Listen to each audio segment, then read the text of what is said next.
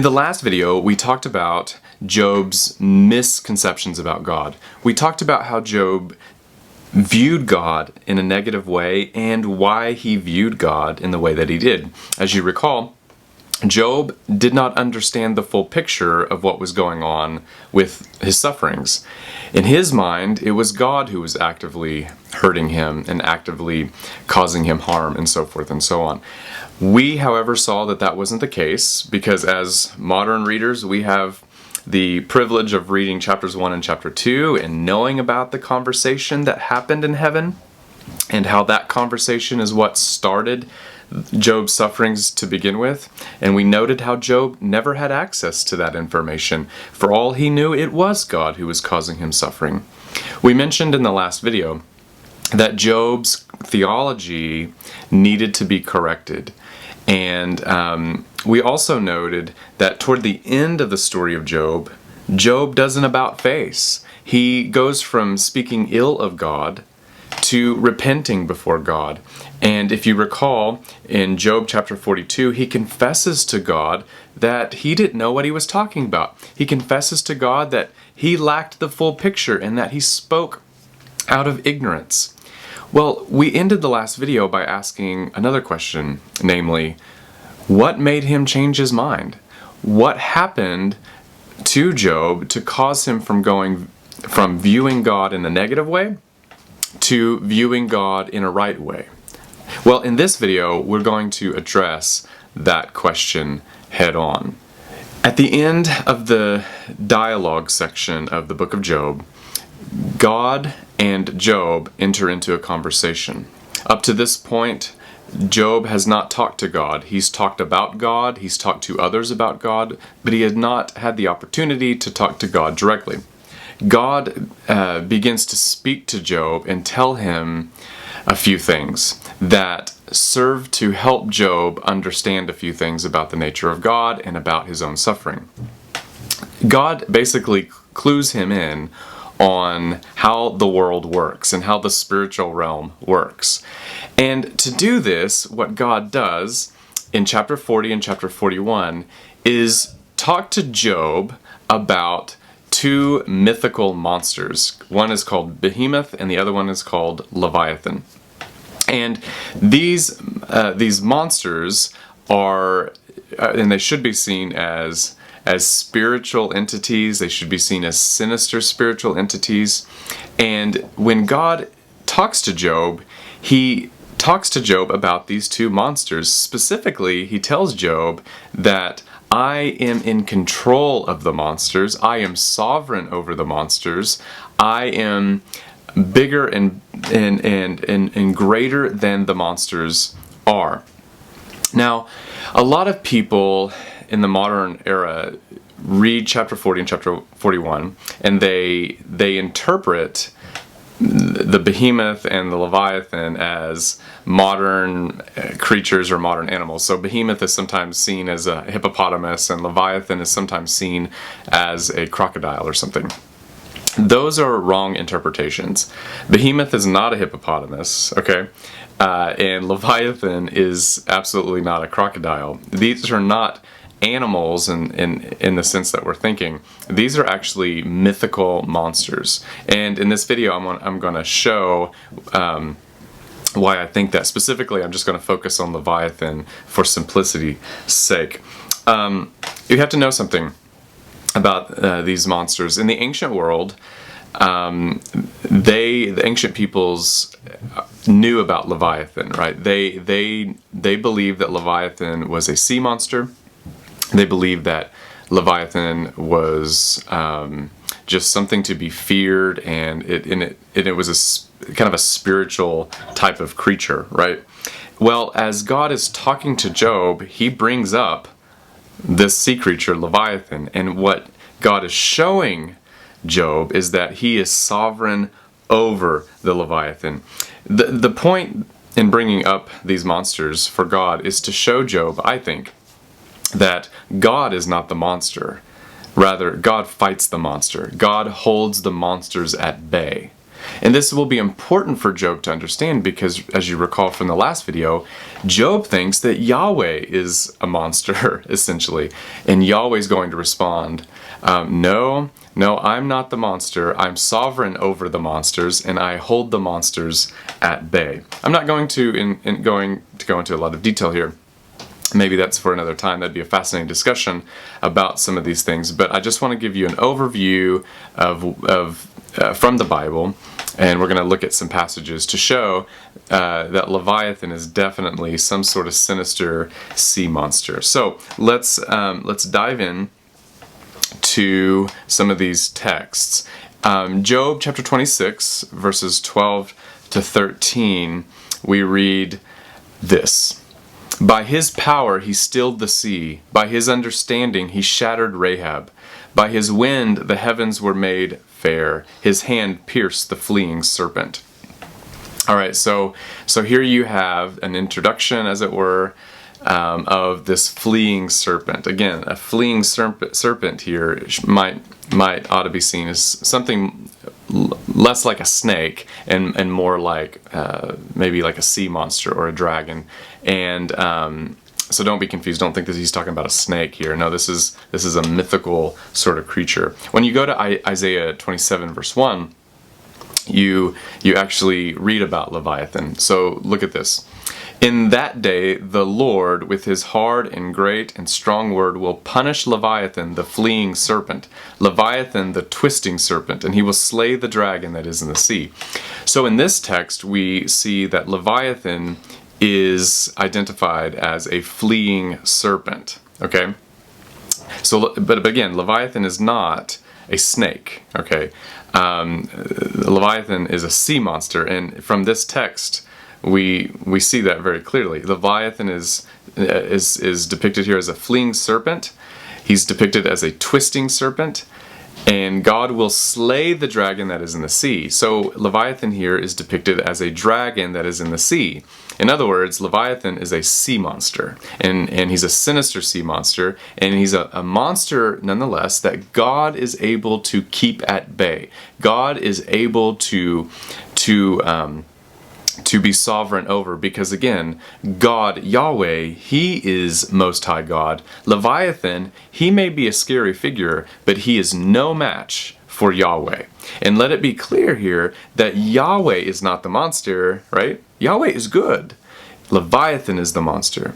And Yahweh is the one who conquers the monster. Okay, very important lessons for Job to think about here. Okay, Isaiah 51 verse 9.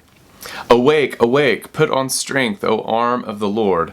Awake as in days of old, the generations of long ago. Was it not you who cut Rahab in pieces, who pierced the dragon? Here you have Rahab identified as a dragon. My only point in bringing this up is to show that within ancient Judaism, there was a common usage of mythical language with respect to dragons. I suspect that in the ancient world, they had a struggle, I guess, with making sense of evil in the world and trying to understand evil in the best they could. So they would employ language from their culture and allow that language such as dragons and sea monsters, to act as a symbol or a picture, as it were, of the reality and the phenomenon of evil. Job 41 verse 25 says, when he raises himself up, the mighty are afraid. At the crashing, they are beside themselves. So it's important here to know the context. In this text, we're talking about Leviathan, and in Leviathan, when he raises himself up, the mighty are afraid. In the Hebrew Bible, the word mighty is footnoted because more than likely here we're talking about good spiritual beings like the sons of God, perhaps. And it says that when Leviathan raises himself up, the sons of God, the good spiritual beings, they get afraid. Now this allows us to see that Leviathan is not only a sea monster, right, and not only a bad monster, but he is a ferocious one that causes even angels to be afraid of. Okay, so Job 41:25 allows us to see that. Job 41:18-21 is another great verse. His sneezing flashed forth light, and his eyes are like the eyelids of the dawn. Out of his mouth go flaming torches, sparks of fire leap forth. Out of his nostrils comes forth smoke, as from a boiling pot, and burning rushes. His breath kindles coals, and a flame comes forth from his mouth. All right, so this is talking about Leviathan in the context. Clearly, this cannot be a crocodile, right? This is a sea monster. This is a much larger, more ferocious creature. He's got flames coming out of his nostrils and so forth, right? Or he's got smoke coming out of his nostrils, and again, not a crocodile. Okay, so another text here, Job 41:31-32. He makes the deep boil like a pot. He makes the sea like a pot of ointment. Behind him he leaves a shining wake. One would think the deep to be white-haired. So again, this is not describing a crocodile. A crocodile doesn't do that, right? This is a sea monster. This is what Leviathan is. Another interesting text that I want to look at comes from Isaiah, from the Psalms, and it gives us a bit more clue about who Leviathan actually is and what he was all about. In Psalm 74:12-13 we read, "Yet God is my king from of old, working salvation on the earth. You divided the sea by your strength. You smashed the heads of the dragons of the sea. You crushed the heads of Leviathan. You fed him to the creatures of the desert." This is a very important text because you get a visual image of what Leviathan actually is.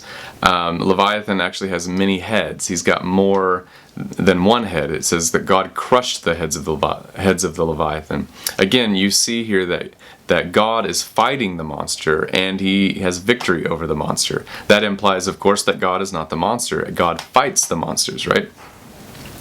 Here God is depicted as holding the sea back. In the ancient Jewish world, the sea embodied the evil of the cosmos, right? It was a very sinister place. The sea was something to be feared, for example. The sea is where the Leviathan lives, so we want to stay away from that. But as Jews believed, Yahweh conquered the seas. Yahweh was sovereign over the seas. Again, Job would have known this. And when God brings up to Job Leviathan, God is making a point, namely that, Job, I'm not the monster, I fight the monsters, right? Interestingly, in the ancient world, and you can go find this online, there are archaeological finds that we found that actually show pictures of Leviathan. Just go do a quick Google search, and pictures of Leviathan can be found, like I said, online, and some of these pictures depict Leviathan as having 7 heads. And so this was a common understanding in the ancient world that Leviathan had many, many heads, namely 7, and there are pictures of people fighting the Leviathan. You can go find all that. But that makes sense of what we read in Psalm 74, that God crushes the heads of the Leviathan. Okay, so what's the point in all of this? Well, after God speaks to Job about Behemoth and Leviathan, Job comes to the conclusion that, wow, I was wrong, I spoke out of turn, I spoke without understanding, I spoke in ignorance. Lord, please forgive me, right? Well, I think, and it's at that point that Job begins to get healing, I think, because he comes to terms with the fact that his views about God were wrong. God is not the monster. God is not the one who's hurting him. God is not the one who's harming him. It's another being who's harming him. It isn't Yahweh. In fact, Yahweh is not the monster. Yahweh fights the monsters. Yahweh is sovereign over the monsters. And I think this is what helps to correct Job's theology. Job needs to learn that the cosmos in the spiritual realm is different than what he thought. There's more than just God who's in existence. There are evil spiritual forces that are in existence. And these evil spiritual forces, such as the Satan, They are wreaking havoc upon the world, and it's important for Job to learn that. So I want to conclude here with a few things. What's the whole point? The whole point, as I said, is that God is not the monster. God fights the monsters. God is not in league with evil, right? That's a very important point, and Job needs to learn that. And Job did learn that, and that's why he repented. I think it can be said that God allowed Job to suffer for multiple reasons, and we've already outlined those reasons in the past few videos, so be sure to check those out if you haven't done so. But we can summarize a few things. God allowed Job to suffer to actually vindicate Job from Satan's accusations, right? God allowed Job to suffer to destroy any basis for the Satan's accusations. I think God allowed Job to suffer in order for Job to have a correct theology about God, to have a correct view about God. I think it's reasonable to at least suggest that. I think also suffering helped Job to have a deeper relationship with God. This is very clear from chapter 42, verses 1 and following, where Job says, "Look, I heard you of the hearing of the ear, but now my eyes see you." So the idea is that now he has an accurate, better picture of God. To be sure, the book of Job doesn't answer all of our questions about the problem of evil. There is still a lot of mystery about the problem of evil, but I do think that the book of Job goes a long way in helping us to understand the spiritual aspects of the problem of evil, namely that God is no monster, God fights the monsters, and thirdly, there are evil, spiritual, sinister beings here depicted as Leviathan and Behemoth. And these spiritual beings wreak havoc upon the world, but in the end, God wins, and in the end, God's people win, and that surely is good news for us all.